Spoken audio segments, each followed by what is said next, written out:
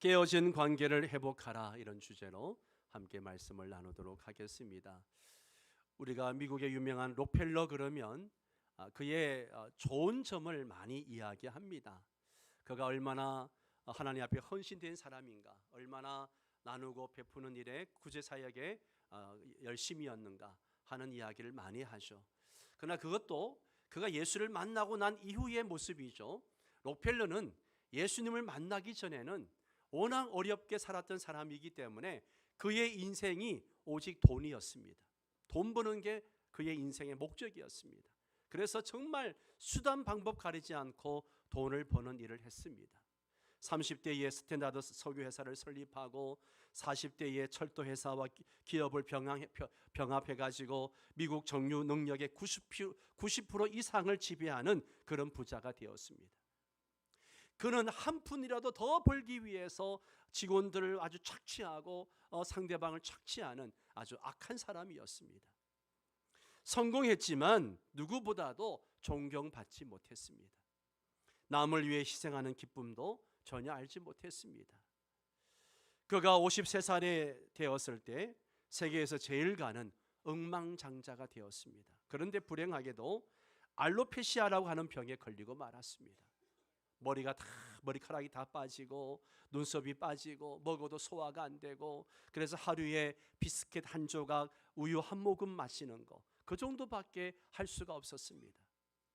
그렇게 몸이 좋았던 사람이 몸이 바짝 말라가고 아주 폐인처럼 되어버렸습니다. 의사가 1년 이상은 살 수 없다라고 진단을 내렸습니다. 록펠러는 잠을 자지 못하고 고민하면서 자기 인생을 돌아보았습니다. 죽을 때 한 푼의 돈도 가져갈 수 없다는 것을 깨달았고요. 그리고 내 생명의 주인은 내가 아니라 하나님이라는 사실을 깨닫게 됩니다.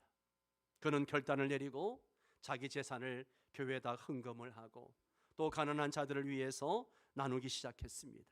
그리고 모든 재산을 록펠러 재단을 만들어 가지고 거기에 재산을 기증을 해서 많은 사업을 했습니다. 페니실린 약품을 개발한 것도 록펠러 재단의 후원 결과였습니다. 이후에 마음에 기쁨이 찾아왔습니다. 보람도 생겼습니다. 더욱 놀라운 사실은요, 54살에 죽을 거라고 했던 사람이 무려 98살까지 건강하게 살았습니다. 물질이 생명의 주인이 아니라 하나님이 생명의 주인임을 보여주었습니다. 예수님은 말씀하셨습니다. 그들에게 이르시되 삼가 모든 탐심을 물리치라. 사람의 생명이 그 소유에 넉넉한 데 있지 아니하니라. 탐심을 물리치라고 말씀하십니다. 이 탐심을 물리치지 못해 가지고 자기 가정을 멸망으로 이끌고 이스라엘 공동체에게 고통을 몰아간 이 아간의 이야기, 지난주에 이어서 오늘도 계속 나누기를 원합니다. 여리고성 전투에서 승리한 여호수아와 이스라엘 백성들은 의기양양해서 아이성 전투를 시작합니다. 여리고성 전투 때에는 하나님 앞에 기도하고 묻기도 하고 여호와의 법궤를 중심으로 전투를 했지만 이 아이성 전투에서는 그러한 모습이 전혀 없습니다.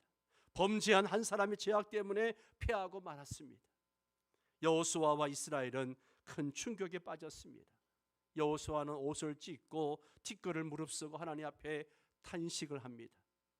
하나님께서는 여호수아의 탄식을 듣고 두 가지로 대답하십니다. 하나는 이스라엘의 실패 원인이 뭔지 그걸 분명하게 말씀하시고요, 하나는 이스라엘의 죄기 다시 회복의 기회를 허락하신다는 것이죠.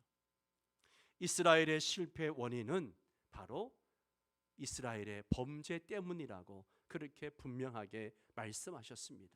범죄 내용에 대해서는 하나님과의 언약을 어긴 것이다 라고 밝히셨습니다. 여기서 쌍방간의 언약을 깨트리는 행위는 곧 하나님과의 관계가 손상된 것을 의미합니다. 계속적으로 죄의 근원이 제기되지 않으면 결코 하나님과의 관계가 회복될 수 없음을 강조하신 거죠. 관계가 파괴된 것은 하나님께서 이스라엘 백성들과 더 이상 함께하지 않으신다는 것을 의미하는 것입니다. 죄는요, 하나님과 우리 사이를 갈라놓습니다. 아멘입니까? 죄는 하나님과 우리 사이를 갈라놔요. 여호수아의 명성이 퍼진 것도 그의 탁월한 지도력 때문이 아니라 하나님께서 그와 함께 하셨기 때문에 그에게 승리를 주시고 권세와 권위와 지혜와 총명을 주셨기 때문입니다. 하나님께서는 이 깨어진 관계를 회복하는 길은 두 가지라고 말씀하십니다. 첫째는 성결이에요. 성결이 뭡니까? 하나님 앞에 거룩입니다. 우리가 하나님 앞에 성결한 삶을 살아야 돼요. 두 번째는 제1근원을 제거하는 일입니다. 이거 외에는 방법이 없음을 말씀하시는 거죠. 성도 여러분, 하나님 앞에 성결하게 사시기 바랍니다. 그리고 여러분을 무너지게 만들고 하나님과의 관계를 깨트리는 그 죄의 문제가 무엇인지 그것을 철저하게 척결하시기 바랍니다. 죄를 제거하는 명령과 관련해서 사용된 너희 중에서, 오늘 본문에 보면 너희 중에서란 말이 계속 나옵니다. 이 말은 너희 공동체 안에서 죄 문제를 처리해야 된다, 이런 이야기입니다.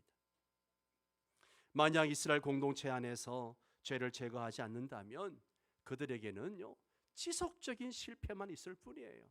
아무리 많은 군사력과 무기를 가지고 그 작은 아이성을 쳐들어간다 할지라도 쳐들어갈 때마다 그들은 피할 수밖에 없는 것이죠. 여러분, 언제 이스라엘 백성들이 가나안을 지나오면서 그들이 무기로 군사력으로 전쟁에서 승리했습니까? 단 한 번도 그런 적이 없었습니다. 하나님이 함께 하셨기 때문에 모든 전쟁에서 승리했던 것입니다. 죄가 있으면 하나님이 함께 하지 않습니다. 실패와 죄는 서로 깊은 연관이 있음을 보여주는 겁니다. 하나님과의 관계가 회복되지 않으면 결코 우리는 승리나 축복이나 형통을 기대할 수가 없습니다. 본문을 좀 더 자세히 살펴보겠습니다. 14절에서 18절까지는 아간의 범죄 사실이 발각되는 장면을 아주 소상하게 기록하고 있습니다. 이스라엘 지파 중 유다 지파, 그 중에 세라 족속, 삽디의 가족, 그리고 마침내 아간이 뽑힙니다. 여러분, 범인이 발각되는 그 과정을 보십시오. 샅샅이 뒤진 결과 범인이 잡혔듯이 긴장감을 더해가면서 마침내 아간이 뽑히는 모습을 우리 앞에 마치 중계하듯이 생생하게 보여주는 목적이 뭘까요? 전능하시고 전지하신 하나님께서 몰라가지고 제비 뽑으라 그렇게 말씀하셨을까요? 다 아신 하나님께서 아간, 그 사람이 죄를 지었다, 그렇게 분명하게 여호수아에게 말씀하실 수도 있었습니다. 그런데 그렇게 하지 않으셨어요. 목적이 뭘까요?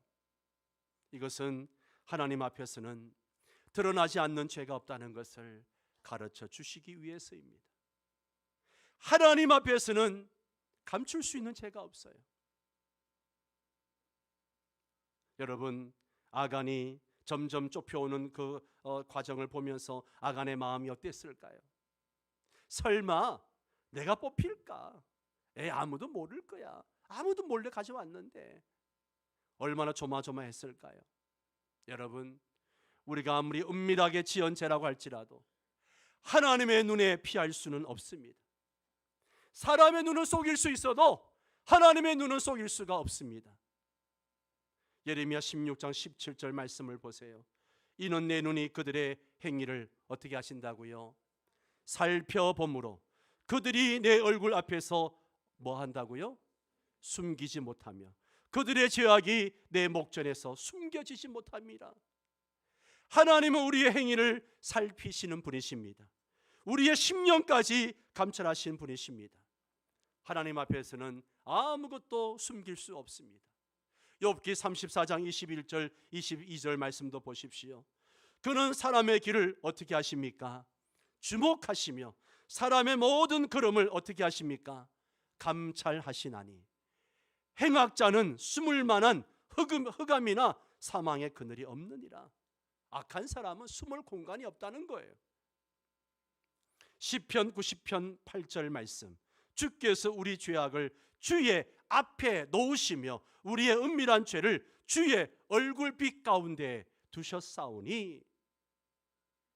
시편 193편 3절 같이 읽습니다. 나의 모든 길과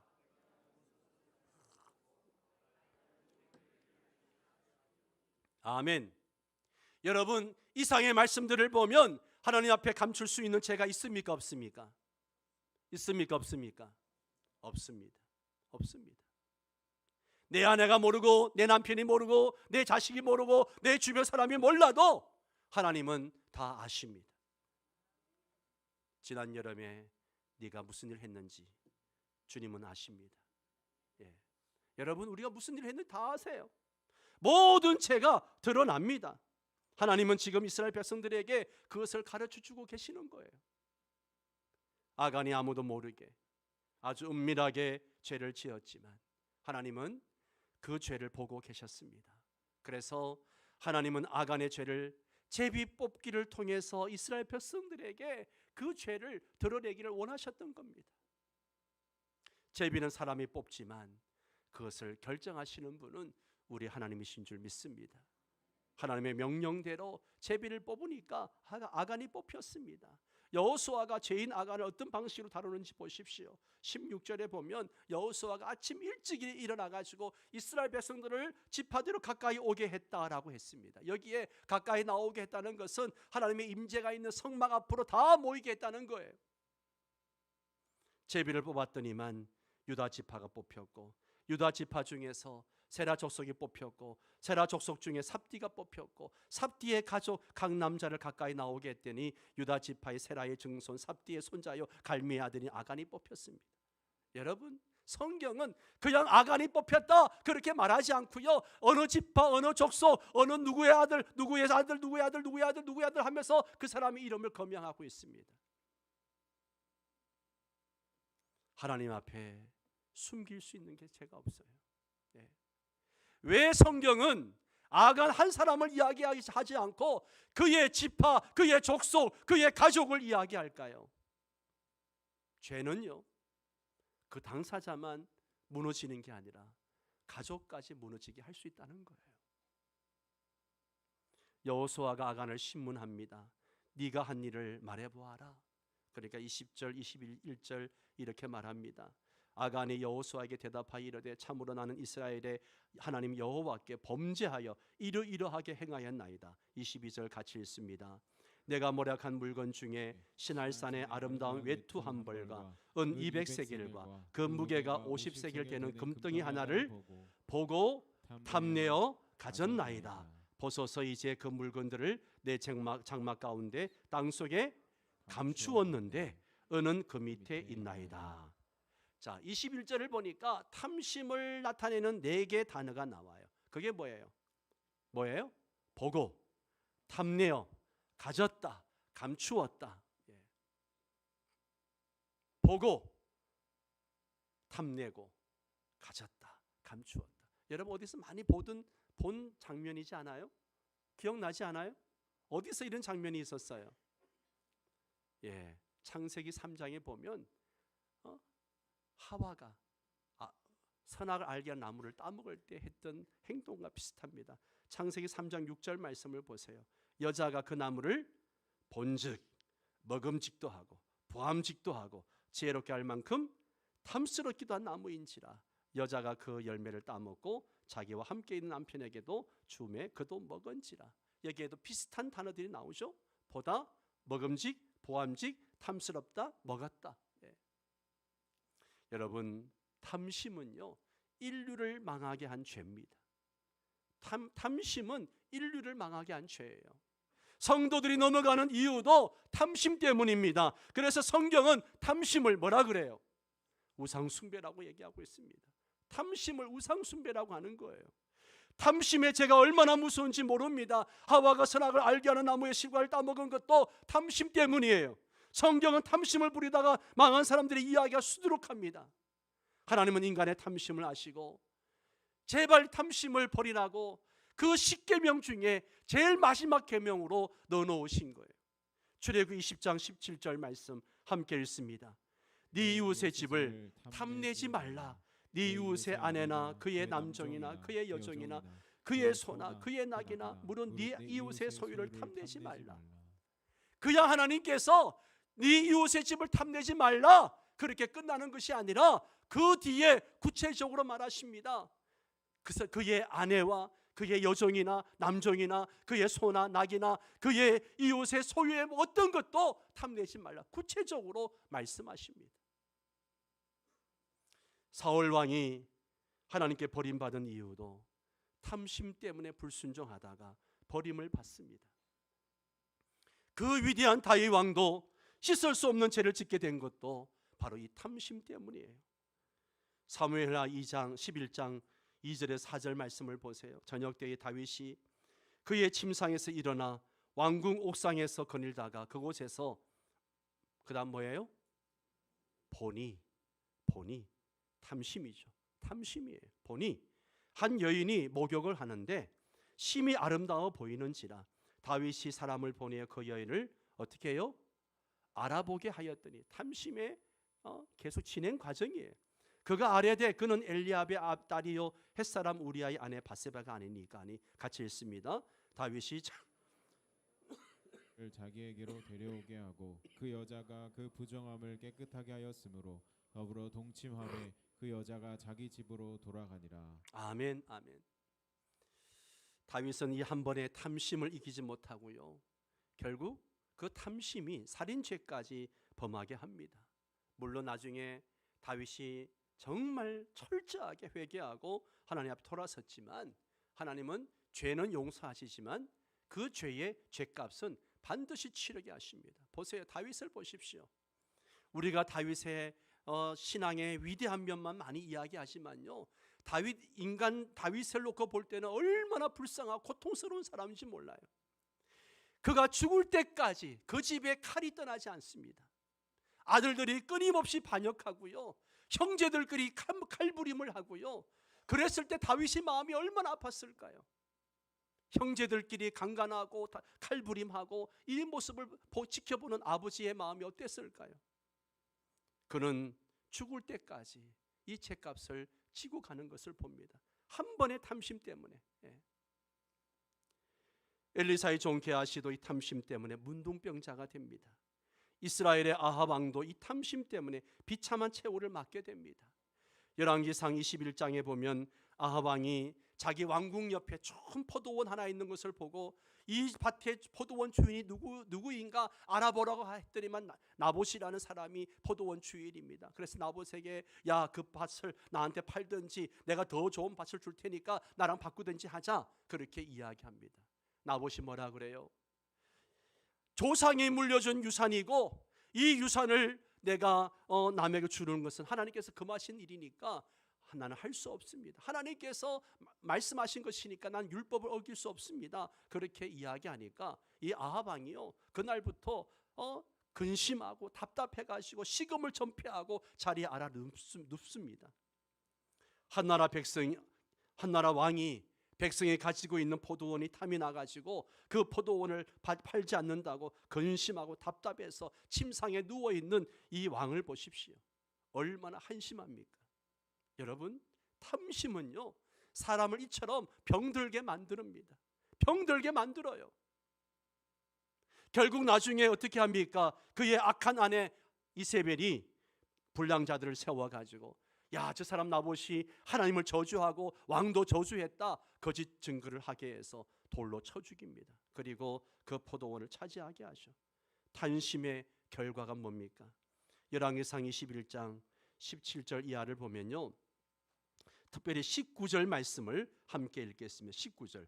너는 그에게 말하여 이르기를 여호와의 말씀이 네가 죽이고 또 빼앗았느냐고 하셨다 하고, 또 그에게 이르기를 여호와의 말씀이 개들이 나봇의 피를 핥은 곳에서 개들이 네 피 곧 네 몸의 피도 핥으리라 하였다라.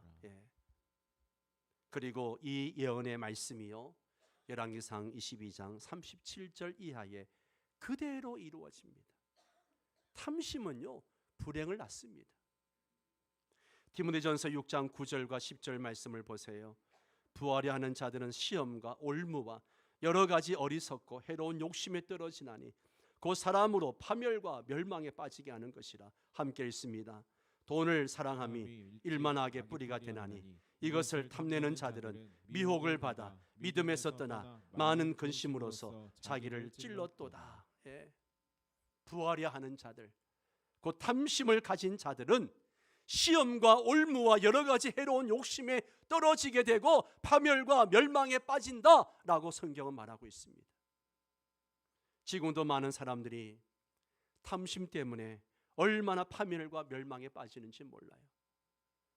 하루에도 몇 번씩 이 탐심 때문에 파멸의 길을 걸어가는 사람들의 소식을 우리 뉴스를 통해서 듣게 됩니다. 돈을 사랑함으로 파멸에 빠지게 됩니다. 사도 바울은 성도들에게 탐심에 대해서 이렇게 권면합니다. 같이 읽을까요? 음행과 온갖 더러운 것은 그것과 탐욕은 너희 중에서 그 이름조차도 부르지 말라. 이는 성도에게 마땅한 바니라. 성도에게 마땅한 게 뭐예요? 음행, 온갖 더러운 것, 탐욕은 이름조차 부르지 않는 것. 예. 욕심이 잉태한 적 죄를 낳고 죄가 장성한 적 사망을 낳습니다. 여러분, 욕심은 죄를 낳습니다. 욕심은 끝이 없습니다. 그 욕심이 결국 패망을 낳게 합니다. 아간은 이 욕심을 이기지 못함으로 말미암아 큰 죄를 짓게 되고 하나님의 심판을 받게 됩니다. 아간의 말을 듣고 군인들을 아간의 장막으로 보내서 보니까 물건을 장막 안에 있었고 그리고 은은 그 장막 밑에 숨겨 놓았습니다. 그래서 어떻게 합니까? 여러분 24절부터 우리 함께 읽겠습니다. 여호수아가 이스라엘의 모든 사람과 더불어 세라의 아들 아간을 잡고 그 은과 그 외투와 그 금덩이와 그의 아들들과 그의 딸들과 그의 소들과 그의 나귀들과 그의 양들과 그의 장막과 그에게 속한 모든 것을 이끌고 아글 골짜기로 가서 여호수아가 이르되 네가 어찌하여 우리를 괴롭게 하였느냐? 여호와께서 오늘 너를 괴롭게 하시리라 하니 온 이스라엘이 그를 돌로 치고 물건들도 돌로 치고 불사르고 그 위에 돌무더기를 크게 쌓았더니 오늘까지 있더라. 여호와께서 그의 맹렬한 진노를 그치시니 그러므로 그곳 이름을 오늘까지 아글 골짜기라 부르더라. 아멘.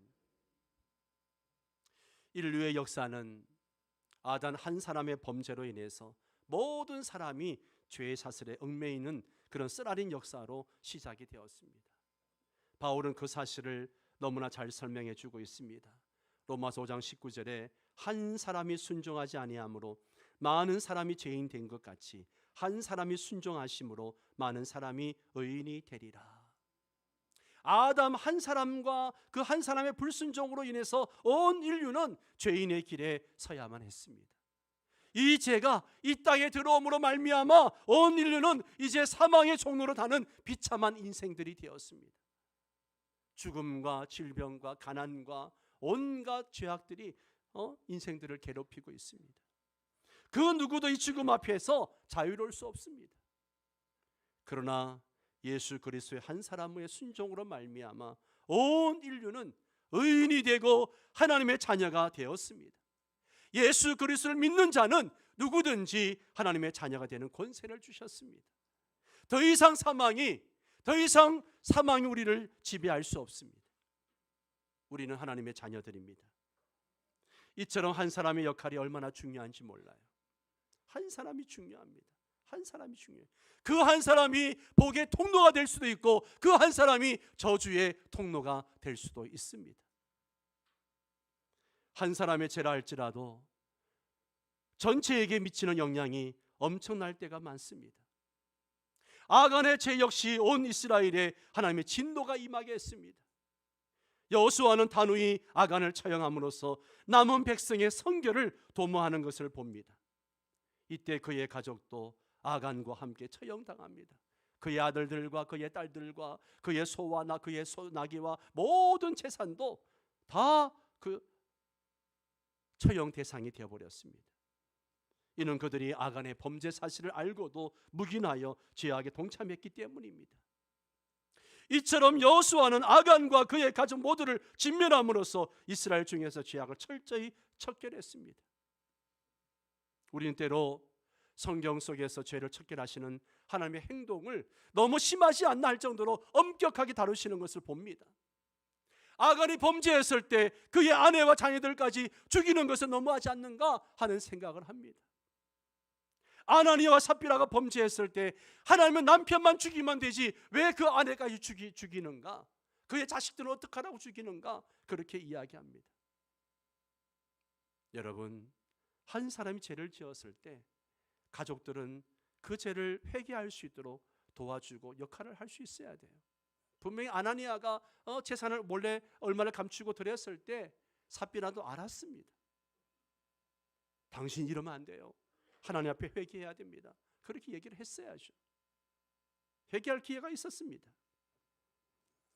우리 하나님은 죄의 위험성을 너무나 잘 알고 계십니다. 죄의 전명성은 너무나 위험합니다. 공동체가 이 사랑이라는 이름으로 죄를 용납해 보십시오. 그러면 그 공동체는 금방 그 죄에 무너지고 맙니다. 사랑하는 성도 여러분, 우리가 죄를 짓게 되는 경우를 보십시오. 내가 죄를 짓게 되는 경우를 보십시오. 그 원인이 무엇일까요? 왜 여러분 죄를 짓게 됩니까? 바로 욕심 때문이에요. 욕심 때문입니다. 욕심이 지나치면 우린 죄를 짓게 되어 있습니다. 그 죄는 나와 내 가족과 그리고 내가 속한 공동체를 무너지게 하는 요인이 됩니다. 왜 그렇습니까? 죄는요, 하나님과의 관계를 깨트리기 때문입니다. 하나님이 죄를 엄하게 다스리는 이유도 이 깨어진 관계를 회복하는 길은 오직 그 죄를 척결하는 수밖에 없기 때문이에요. 오늘 우리는 내 안에 있는 죄를 회개하기를 원합니다.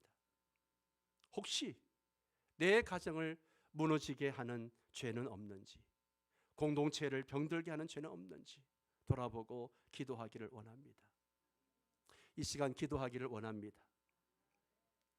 혹시 여러분을 무너지게 하는 죄가 있습니까? 여러분의 가정을 무너지게 하는 죄가 있습니까? 하나님과의 관계, 깨어진 관계를 회복하는 길이 회개하는 길밖에 없습니다. 두 손을 가슴에 대고 한번 여러분 자신을 돌아보십시오. 이 시간 기도하는 시간 좀 갖기를 원합니다. 하나님과의 관계가 깨어지면 더 이상 거기에는 하나님의 은혜와 축복이 없습니다. 관계를 회복하는 길은 죄를 회개하는 길밖에 없습니다.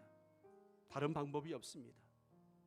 나를 무너지게 하고 우리 가정을 무너지게 하는 죄는 없는지 돌아보고 기도하기를 바랍니다.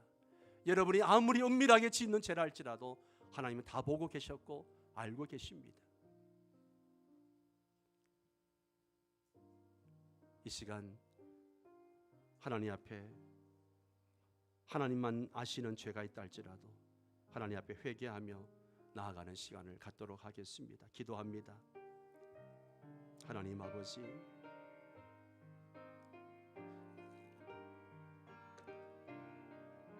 이 시간 우리 자신을 돌아봅니다. 나를 무너지게 하고 우리 가정을 무너지게 하는 죄가 있는지 없는지 돌아보게 됩니다. 하나님 아버지, 하나님은 죄를 반드시 척결하라고 말씀하셨습니다. 하나님 아버지, 이 죄를 끊게 하여 주옵소서. 어떤 죄라도 단호히 끊고 돌아서는 저희들 되게 하여 주옵소서. 하나님 아버지, 죄로 말미암아 파괴되어지는 가정을 봅니다. 죄로 말미암아 고통당하는 모습을 봅니다. 하나님 아버지, 내가 우리 가정이 그러한 죄 때문에 고통당하지 않도록 하나님 아버지 회개하오니 용서하여 주옵소서.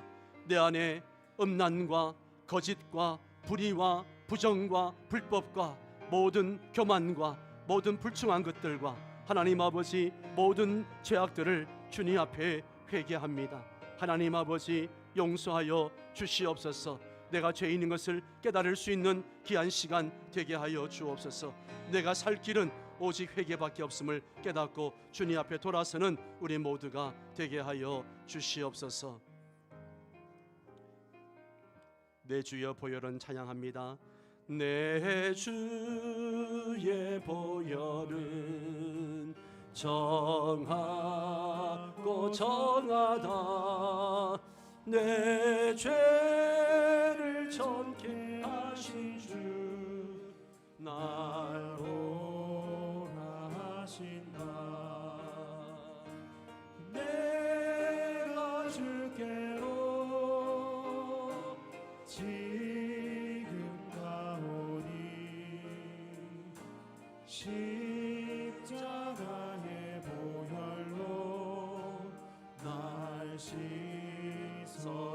약하고 주에도 약하고 주에도 주께로 나가면 힘 주시고 내 주함을 고시 써주시. 내가 주께로 내가 주께로 지금 가오니 십자가의 보혈로 날 씻어주소서. 날 오라 하심은 날 오라 하심은 온전한 믿음과 또 사랑함과 평안함 다 주려 함이. 아멘. 내가 주께로 지금 가오니 십자가의 보혈로 날 씻어. 그 피가 맘속에 그 피가 맘속에 큰 증거 됩니다. 내 기도 소리 들으사 다 허락하소서. 아멘. 내가 주께로 지금 가오니 십자가의 보혈로 날 씻. 내가 주께로 지금 가오니 내가 주께로 지금 가오니 십자가의 보혈로 날 씻어. 내가 주께로 지금 가오니 내가 주께로 지금 가오니 십자가의 보혈로 날 씻어 주소서. 한 번 더 기도할까요? 여러분 중에 분명히 끊지 못하고 있는 죄들이 있을 것입니다. 그 죄 때문에 매번 무너지고 넘어지는 자신의 모습을 보면서 때론 낙심하고 내가 왜 이럴까 하는 분들도 계실 겁니다. 여러분, 죄의 사슬은요, 우리가 쉽게 끊을 수 있는 게 아니에요. 주님의 은혜가 필요합니다. 은혜가 필요해요. 이 시간 다시 한번 기도합시다. 조용히 묵상으로 정말 나만이 알고 있는 죄, 하나님, 이 죄를 내가 끊기를 원합니다. 성령님 도와주십시오. 다시 한번 묵상으로 하나님 앞에 조용히 기도하며 나아갑니다. 기도하겠습니다. 하나님 아버지, 내 안에 교만 참으로 이 험난한 죄들도 거짓과 불법과 불의를 행하는 죄악들, 하나님을 진실에 살아가지 못하는 죄악들 회개합니다. 주님 용서하여 주시옵소서. 불쌍히 여겨 주시옵소서. 주여 용서하여 주시길 빌고옵니다. 하나님 아버지, 다시 한번 회개하오니 주여 은혜의 은혜를 더하여 주시고 성령의 역사해 주시고 하나님 앞에 바로 서 귀한 시간 되어지도록 인도하여 주옵소서. 오 주님, 함께하여 주시옵소서.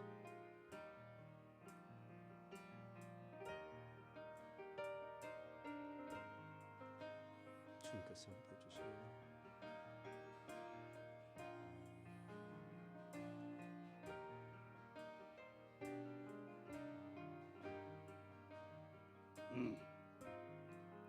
하나님 아버지, 죄가 얼마나 무서운지 다시 한번 아간의 모습을 보면서 깨닫게 됩니다. 죄는 하나님과 우리 사이를 갈라놓고, 죄는 나와 우리 가정과 공동체를 무너지게 하는 요인이 될 수 있다는 것을 알게 됩니다. 하나님, 이 시간 회개합니다.